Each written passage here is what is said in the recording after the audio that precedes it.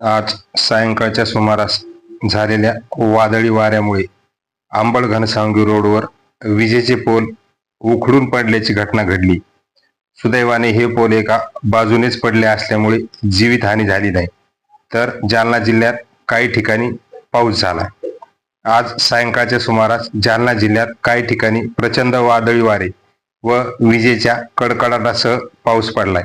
यात घनसावंगी तालुक्यातील रवणा, निपाणी, पिंपळगाव येथे काही प्रमाणात गारा पडल्यात, तर राजूर, बाजार, गेवराई, राणी उंचेगाव, रामनगर, मठ पिंपळगाव, आंबड येथे वादळी वाऱ्यासह पाऊस पडलाय।